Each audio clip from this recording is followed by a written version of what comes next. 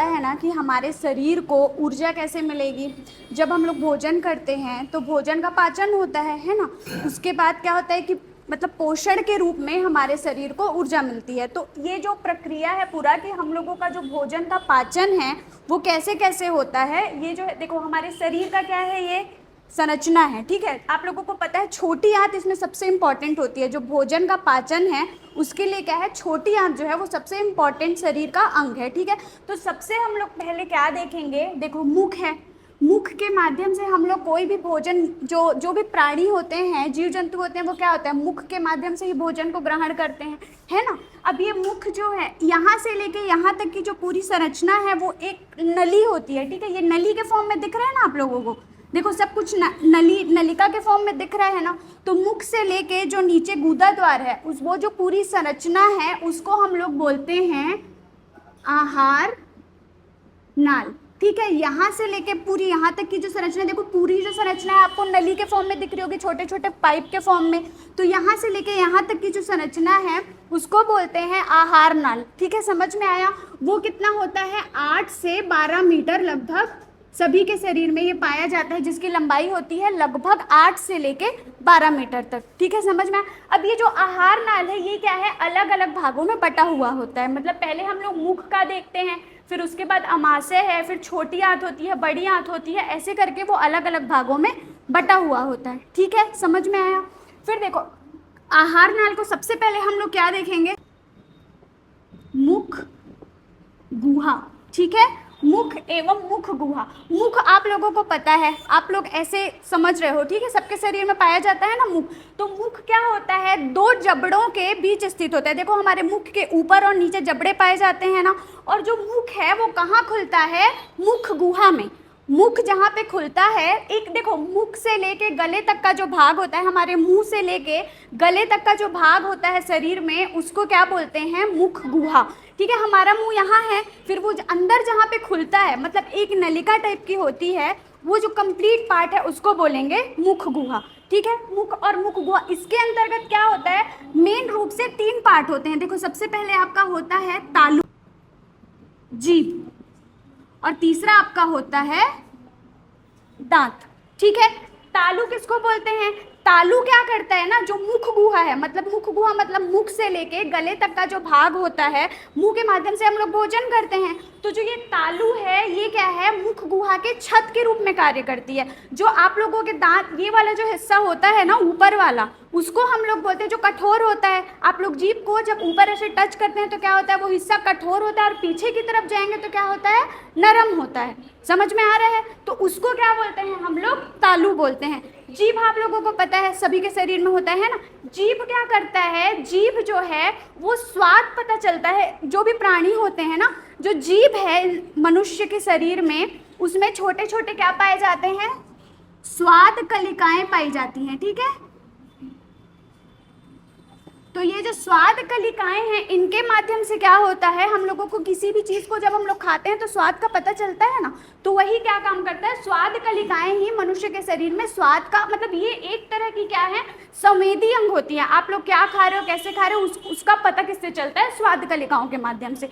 जीभ क्या होती है, एक मोटी मांसल संरचना होती है, मोटी होती है ना जीभ, और उसमें मतलब कैसी होती है, गूदादार टाइप की होती है। तो ये जीभ जो है ना एक मांसल संरचना है, जिससे हमको क्या पता चलता है, स्वाद का पता चलता है। ठीक है, अच्छा ये जो स्वाद कलिका है उसमें छाला हो गया या कुछ हो गया तो वो स्वाद कलिकाएं नष्ट हो जाती हैं। कुछ समय में फिर नई स्वाद कलिकाएं आती हैं। ठीक है, मतलब वो बीच बीच में नष्ट होंगी, फिर नई स्वाद कलिकाएं आती हैं मनुष्य के शरीर में। दांत आप लोगों को पता है, जब हम लोग भोजन करते हैं तो वो क्या काम करता है, छोटे छोटे टुकड़ों में उसको तोड़ता है। ठीक है, यहाँ तक समझ में आया। अब देखो ये जो ग्रसनी है ये क्या होती है, अगर हम लोग ग्रसनी देखेंगे तो सेकंड पार्ट होते हैं, भोजन किए वो मुख के माध्यम से अब क्या है, इधर आ रहा है। ठीक है, वो धीरे धीरे आते जाएगा। तो ये जो ग्रसनी है ये वो स्थान है जहाँ पे जो मुख गुहा है वो खुलती है। मुख गुहा, ये यहाँ से लेके यहाँ तक का जो पार्ट है वो मुख गुहा कहलाएगा। तो मुख गुहा जहाँ पे खुलती है वो जो स्थान है वो ग्रसनी कहलाता है।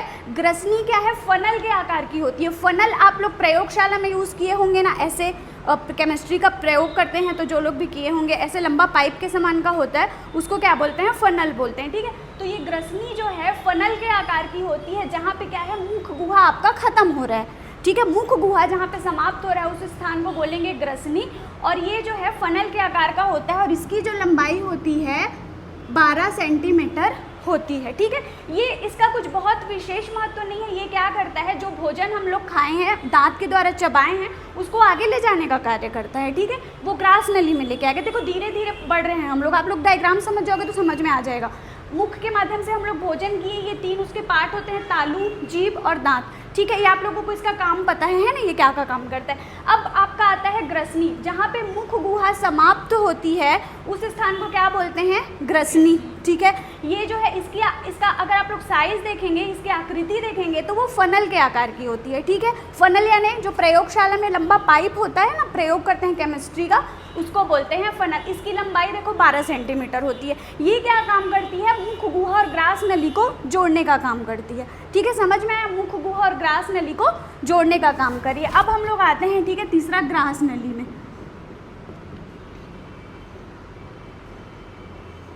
देखो ग्रास नली क्या है, ये भी एक तरह की नली है, आप लोगों को दिख रहा है डायग्राम में, है ना। ये एक पतली नली होती है, ठीक है। अब देखो इसकी लंबाई थोड़ी सी इससे ज़्यादा होती है, ये 12 सेंटीमीटर था, ये कितना रहेगा, 25 सेंटीमीटर, ठीक है। जो ग्रास नली है वो भी क्या है, एक तरह की नली होती है जिसकी लंबाई होती है 25 सेंटीमीटर। अब देखो हम लोग जो भोजन करते हैं वो ग्रसनी से होता हुआ ग्रास नली में आ गया। तो जो ग्रास नली क्या करता है ना, जो ग्रास नली की दीवार होती है उसमें से क्या होता है, एक तरह का लिक्विड बहता रहता है, एक तरह का लिक्विड स्रावित होता रहता है। वो क्या होता है ना, कफ टाइप का होता है, ठीक है। कफ कैसा होता है, थोड़ा सा मोटा, है ना, थोड़ा सा आप लोग उसका वो देखेंगे फॉर्मेशन, थोड़ा सा मोटा होता है। लिक्विड कम रहता है, हल्का मोटा, मतलब उसका थिकनेस जो है, सांद्रता वो ज़्यादा होती है। तो ये ग्रास नली से क्या होता है, एक तरह का जो लिक्विड है, द्रव स्रावित होता रहता है, जिसको क्या बोलते हैं, श्लेष्मा, ठीक है, जिसको बोलते हैं श्लेष्मा।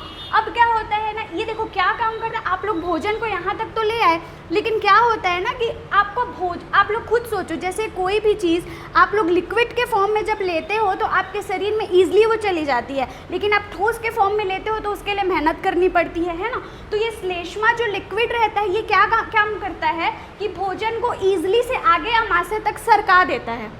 देखो कोई भी चीज़ हल्की गीली रहेगी तो क्या है, आगे सरकने में ईजी होता है ना, मतलब आसानी से वो द्रव जो है, लिक्विड, वो धक्का देते देते उसको ले जाएगा आगे अमाशय तक। तो क्या होता है, ये जो श्लेष्मा है ये क्या काम करता है, भोजन को ईजिली आगे ले जाने का काम करता है अमाशय तक। श्लेष्मा क्या होता है, एक प्रकार का द्रव है जो कहाँ से, ग्रास नली से स्रावित होती रहती है। ये अगर इसका देखेंगे तो सफ़ेद मोटा, मतलब जिसकी श्यानता, गाढ़ापन जिसका ज़्यादा हो, उस प्रकार का क्या होता है, एक द्रव होता है जो ग्रास नली की दीवारों से निकलता रहता है। उसका प्रमुख कार्य क्या है, भोजन को ग्रास नली से आगे पाचन के लिए वो क्या करता है, सरलता से आगे ले जाने में मदद करता है। समझ में आया श्लेष्मा, ठीक है। फिर देखो अब यहाँ से कहाँ जाएगा भोजन, अमाशय में, ठीक है। अमाशय जो होता है ये आहार नाल की सबसे चौड़ी संरचना है। देखो ना, मतलब आप लोग पूरा डायग्राम देखोगे तो क्या होगा, ये आहार नाल की सबसे चौड़ी संरचना है और बहुत महत्वपूर्ण है, ठीक है। इसमें क्या होता है, अमाशय में एंजाइम प्रवाहित होते रहते हैं। अमाशय अपने आप से क्या करता है, एंजाइम प्रवाहित करता है, और एंजाइम क्या करते हैं, भोजन के पाचन को आसान बनाते हैं, ठीक है। एंजाइम आप लोगों को पता है ना, किसी भी चीज़ में उत्प्रेरक का काम करते हैं, या कोई भी रासायनिक अभिक्रिया हो रही होती है उसको क्या करते हैं, सरलता से कराने में मदद करते हैं, ठीक है। तो अमाशय क्या है, अमाशय में एक प्रकार की जठर ग्रंथि पाई जाती है। ये जो अमाशय है, यहाँ क्या होता है ना, अमाशय में अगर हम लोग देखेंगे तो यहाँ पे एक तरह की जठर ग्रंथि पाई जाती है, ठीक है। जठर ग्रंथि मतलब एक उसका अंग है, अमाशय के अंदर एक अंग होता है जिसको बोलते हैं जठर ग्रंथि, ठीक है। अब ये जठर ग्रंथि क्या करता है, एक प्रकार का द्रव स्रावित करता रहता है अपने आप से, ठीक है। जठर ग्रंथि से एक लिक्विड कंटिन्यू हमारे शरीर में निकल रहा है जिसको बोलते हैं जठर रस, ठीक है। ये है अमाशय। अमाशय में भोजन आ गया ग्रास नली के बाद, ये एक चौड़ी थैली नुमा संरचना होती है, ठीक है। यहाँ से क्या होता है, जठर रस निकलता है जठर ग्रंथि से। जो जठर ग्रंथि यहाँ पाई जाती है वहाँ से क्या होगा, एक प्रकार का लिक्विड स्रावित होता रहता है। जैसे यहाँ पे आप लोग देखे थे ना, श्लेष्मा निकल रहा था ग्रास नली में, वैसे यहाँ पे जठर ग्रंथि रहती है जिससे क्या निकलता है, जठर रस निकलता है, ठीक है। अब इस जठर रस में क्या है तीन प्रकार के एंजाइम पाए जाते हैं, ठीक है। पहला है आपका पेप्सिन, दूसरा है आपका रेनिन और तीसरा है म्यूसिन, ठीक है। तीन प्रकार ये एंजाइम है, ठीक है। ये तीन प्रकार के क्या हैं, एंजाइम। ये क्या है, भोजन को पचाने में सहायता करते हैं। जो भी हम लोग प्रोटीन, कार्बोहाइड्रेट ये सब भोजन कर रहे हैं ना, उसको क्या है पचाने में इन तीनों एंजाइमों का बहुत महत्वपूर्ण योगदान है, ठीक है। स्पेशली जो पेप्सिन होता है वो क्या कार्य करता है, प्रोटीन को पचाने का कार्य करता है। जैसे आप लोग प्रोटीन दाल के रूप में हम लोग प्रोटीन ग्रहण करते हैं ना, या किसी भी रूप में हम प्रोटीन को अगर भोजन के रूप में ग्रहण कर रहे हैं तो क्या होता है, ये पेप्सिन जो है उसको पचाने में महत्वपूर्ण भूमिका निभाता है। अच्छा देखो, एक और इम्पॉर्टेंट चीज़, ये जो अमाशय है वो क्या है, HCl हाइड्रोक्लोरिक अम्ल भी अपने आप से स्रावित करता रहता है। अमाशय अपने आप से क्या स्रावित करता है, हाइड्रोक्लोरिक अम्ल। अब देखो ये क्यों करता है, क्योंकि ये जो पेप्सिन है ये एक प्रकार का एंजाइम है, इसका काम क्या है, प्रोटीन को पचाना, ठीक है। तो ये पेप्सिन तभी काम करेगा जब ये जो माध्यम है, इतने दूर का जो माध्यम है वो उसको अम्लीय मिलेगा। अगर जो जिसमें क्रिया हो रही है ना, यहाँ क्रिया हो रही है पाचन की, तो ये जो माध्यम है ये पूरी तरह से अम्लीय होगा, तभी क्या है ये पेप्सिन काम करेगा।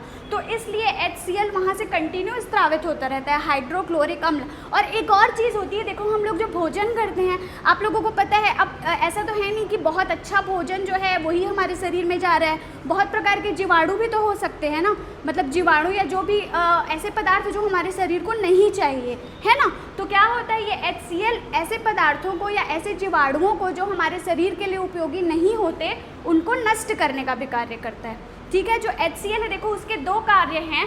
पहला तो ये जो माध्यम, ये जो है यहाँ पे जहाँ पे क्रिया हो रही है ये सब की, पेप्सिन, रेनिन और म्यूसिन की, उसको क्या करेगा, अम्लीय बनाएगा, क्योंकि अम्लीय माध्यम में ही ये पेप्सिन क्या करता है, प्रोटीन का पाचन करता है। दूसरा, जो भी हमारे शरीर में सूक्ष्म जीवाणु या फिर अवांछित पदार्थ हम लोग भोजन के रूप में या किसी भी रूप में ले लिए हैं, उनको नष्ट करने का कार्य क्या करता है, HCl करता है, ठीक है। यहाँ तक समझ में आया। अब देखो, अब धीरे धीरे क्या है, भोजन आगे जा रहा है, ठीक है। अब जब यहाँ से आगे जाता है तो पहले हम लोग देखते हैं कि यहाँ से होते हुए सीधा ये वाला जो पूरा पार्ट है वो क्या है, छोटी आंत है, ठीक है। तो यहाँ से होता हुआ क्या हो जाएगा, वो छोटी आंत में प्रवेश करेगा। आप लोगों को ये चीज़ पता है कि छोटी आंत में ही क्या होता है, हमारे भोजन का पाचन होता है ना, मेन जो है छोटी आंत में। तो जो छोटी आंत है ना, वो हमारे क्या होता है ना, तीन पार्ट में बटा होता है, ठीक है। यहाँ से भोजन देखो, अमाशय से कहाँ, नली से होता हुआ कहाँ चला गया, छोटी आंत में, ठीक है। अब छोटी आंत में क्या होगा, तीन पार्ट होते हैं। पहले आपका होता है ग्रहणी, ठीक है, पहले वाला आपका पार्ट है ग्रहणी, ठीक है। ये वाला देखो, ये वाला जो पार्ट है ये है आपका ग्रहणी। क्या होता है ना कि ये एक यू आकार की नली होती है, दिख रही है यू आकार की नली, ठीक है।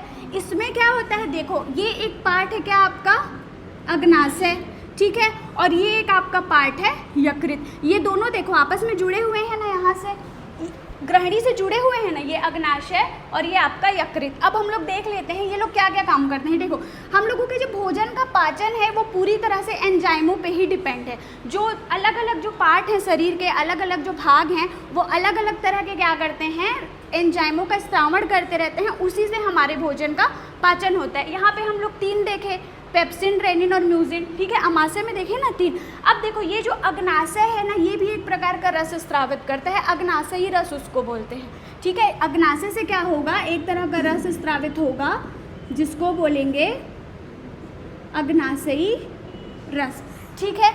अब देखो ये है आपका यकृत। यकृत क्या है, सबसे मतलब यहाँ पर इसका सबसे बड़ा अंग है, ठीक है। यकृत क्या करता है, अपने आप में से वो भी एक रस का स्रावण करेगा। जो यकृत होता है वो भी कंटिन्यू क्या कर रहा है, एक प्रकार का द्रव जो है वो अपने आप से बाहर निकाल रहे हैं। देखो ये जो द्रव होते हैं ना, एंजाइम अलग अलग प्रकार के, यही भोजन को पचाने का काम कर रहे हैं यहाँ पे, ठीक है। तो देखो यहाँ तो आप लोगों को समझ में आ गया, अमाशय है ना। अब यकृत क्या करता है, अपने में से पित्त रस का, पित्त रस, जो आप पित्त जिसको बोलते हैं ना, पीले कलर की गाढ़ी जो लिक्विड होती है उसको पित्त बोलते हैं। जो घाव होता है तो भी निकलता है, हम लोग एक दिन में बताई थी ना पित्त क्या होता है। तो ये जो पित्त रस का स्त्रावण क्या करता है, यकृत करता है। देखो पित्त शरीर के लिए ज़रूरी है लेकिन अधिक मात्रा में नहीं होना चाहिए, उसका क्या है एक मात्रा तय है, उससे ज़्यादा होगा तो आपके शरीर के लिए वो नुकसानदायक होता है। ठीक है, समझ में आया। अब देखो यकृत क्या करता है, पित्त रस का स्त्रावण करता है। ये गाढ़े पीले रंग का एक द्रव होता है जो भोजन को पचाने में सहायक है। ठीक है, अब ये पित्त रस यहाँ पे पित्ताशय में इकट्ठा रहता है, यकृत में ही क्या बना होता है, पित्ताशय बना होता है। पित्त रस क्या है, पित्ताशय में एकत्रित होगा। अब देखो ये दोनों क्या है, इससे जुड़े हुए हैं, छोटी आंत से जुड़े हुए हैं ना, ये पित्ताशय भी जुड़ा हुआ है और ये क्या है, अग्नाशय भी आपका जुड़ा हुआ है। तो ये दोनों जो रस का स्त्रावण करते हैं ना, वो आपका छोटी आंत में आ जाता है। समझ में आया। यहाँ से देखो यकृत से पित्त रस का स्त्रावण हो रहा है जो पित्ताशय में एकत्र हो रहा है। ये पित्ताशय किससे जुड़ा हुआ है, छोटी आंत से। ठीक है, और ये अग्नाशय, जहाँ से अग्नाशयी रस का स्त्रावण हो रहा है, वो भी किससे जुड़ा हुआ है, छोटी आंत से जुड़ा हुआ है, यहाँ से। ठीक है, यहाँ से जुड़ा हुआ है।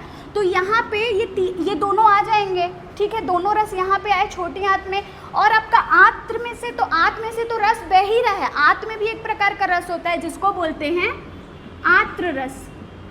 ठीक है, तो आपका क्या क्या हो गया, पित्त रस हो गया, अग्नाशयी रस हो गया और आंत्र रस हो गया। ये तीनों मिलके यहाँ पे क्या करेंगे, भोजन का पाचन करेंगे। समझ में आया। तो जो छोटी आंत है उसमें देखो 3 भाग होते हैं। सबसे पहला हो गया, ये आपका हो गया ग्रहणी। ठीक है, ग्रहणी में क्या होगा, यही यहाँ से अग्नाशयी रस आएगा, यहाँ से पित्त रस आएगा, ये वाले पोर्शन में क्या होगा, पाचन की क्रिया होगी। फिर एक सेकेंड पार्ट आपका होता है जेजुनम। जेजुनम ये क्या करता है, और देखो जेजुनम ना, ये बीच वाला पोर्शन होता है। ठीक है, और एक तीसरा पार्ट होता है इलियम। तो जो ये जेजुनम है ये क्या करता है, इन दोनों को जोड़ने का कार्य करता है। ठीक है, जेजुनम का कोई बहुत विशेष कार्य नहीं है। जेजुनम ग्रहणी और इलियम को जोड़ने का काम करेगा। और इलियम जो रहता है ना, तीसरा भाग, वो देखो ये वाला पार्ट इलियम है, ये छोटी आंत को बड़ी आंत से जोड़ने का काम करता है। ये पूरा बड़ी आंत है। ठीक है, तो ये जो इलियम है ये क्या करता है, छोटी आंत को बड़ी आंत से जोड़ने का काम करता है। यहाँ पे भोजन का पाचन होगा और अवशोषण होगा। भोजन पच गया, अब पचने के बाद क्या होगा, जो भी शरीर के लिए उपयोगी चीज़ें होती हैं, जैसे हम लोग जो भी भोजन किए, देखो उसमें सब तो उपयोगी नहीं होता है, हम लोग बहुत सारी बेकार की चीज़ें भी खाते हैं। तो पाचन के बाद जो इलियम क्या करता है, अवशोषण करता है उसका। ये जो इलियम है ना, अवशोषण मतलब जैसे आप लोग जो भी भोज्य पदार्थ लिए हैं उसमें जो जो शरीर के लिए आवश्यक है उन सभी का अवशोषण होगा। उसके बाद जो भी एक्स्ट्रा, जो आपके शरीर के लिए उपयोगी नहीं है, वो कहाँ भेज देगा, बड़ी आंत में भेज देगा। ठीक है, बड़ी आंत में क्या होता है, बड़ी आंत का 2 प्रमुख कार्य है। पहला तो जल और खनिज लवण का अवशोषण करता है। आप लोग जो भी जल पीते हो ना, उसमें क्या है, कुछ कुछ मिनरल्स भी होते हैं। तो जल और खनिज लवण का अवशोषण क्या करता है, बड़ी आंत करता है। प्लस जो भी एक्स्ट्रा जिसकी ज़रूरत हमारे शरीर को नहीं है, इलियम जो है वो अवशोषण कर लेगा आवश्यक सभी पदार्थों का। फिर उसको क्या करेगा, जो मतलब अवांछित पदार्थ हैं पूरे शरीर में, हम लोग दिन भर जो खाना खाते हैं उसका पाचन हुआ, जितने शरीर को काम की चीज़ें हैं उनका अवशोषण इलियम में हो जाता है। ये इलियम छोटी आंत से बड़ी आंत को आपस में जोड़ता है। तो जो भी अनपचा पदार्थ है वो अब कहाँ आ जाएगा, यहाँ पे बड़ी आंत में। फिर बड़ी आंत से ये शरीर, मतलब ये गुदा द्वार के माध्यम से जो भी अनपचा पदार्थ है उसको शरीर के बाहर निकाल दिया जाता है। ठीक है, समझ में आया ना समझ में। अब इसको एक एक करके फिर देखेंगे। बाकी आप लोग देखो ये जो डायग्राम है, इसको अगर एक एक लेते जाओ ना तो फिर उतना कुछ बहुत कठिन नहीं है, पाचन आप लोगों को समझ में आ जाएगा।